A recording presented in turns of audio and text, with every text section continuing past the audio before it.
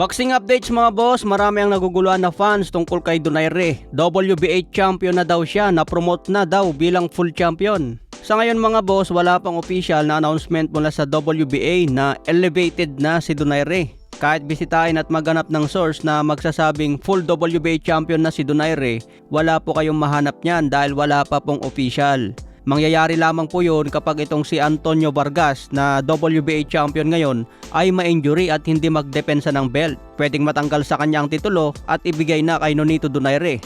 Dahil sa ngayon ang hawak po ni Donaire ay interim WBA belt. Hindi pa siya elevated na full champion. Sa iba pang balita, matchroom promotion na si Eddie Hearn, target si Jermell Charlo at si Errol Spence laban kay Jaron Boots Ennis. Binabatikos ngayon ang promoter na si Eddie Hearn dahil ang tinatarget daw niya para kay Jaron Ennis ay may hina at matagal nang nabakante sa boxing. Katulad na lang ni Jermell Charlo at Errol Spence. Parehas ito na inactive na sa boxing, huling laban pa nila taong 2023. Bakit ito daw ang tinatarget ni Eddie Hearn para kay Jaron Ennis samantalang maraming aktibong champion ngayon na handa lumaban kay Ennis?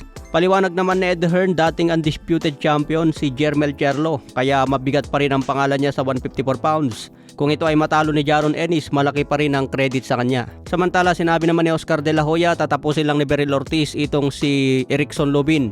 Kung manalo si Beryl Ortiz dito, ikakasana niya ang laban ni Beryl Ortiz at Jaron Ennis. Pero wala pang sagot si Eddie Hearn tungkol dito mga boss kung papayag siya. Sa iba pang balita, tinatanong ng mga fans bakit daw wala si Kenneth Lover sa talpakan. Tanging si Casimero lang ang nakikita natin sa tayaan mga boss dahil recognized ito ng betting odds. Siguro hindi pa nare-recognize ang mga laban ni Kenneth Lover sa tayaan sa boxing. Kapag napalaban na siguro si Kenneth Lover sa mga top contender na sa bantamweight, baka makita na natin yan si Lover sa talpakan. Kaya si Casimero lang muna ang pwede nating tayaan ngayon mga boss. Pinangako ni Casimero na knockout ang panalo niya sa round 1 hanggang round 3. Gagayahin lang ni Casimero ang huling laban niya kay Saul Sanchez. Talagang ibubuhos na ang lakas sa round 1 pa lang. Ang problema kasi dito mga boss, kapag nakasurvive si Kameda sa unang 3 round, baka maapektuhan na ang stamina ni Casimero pagdating ng late rounds. Kaya kailangan dito kung ibubuhos ni Casimero ang lakas niya sa mga unang round, kailangan tapos itong si Kameda.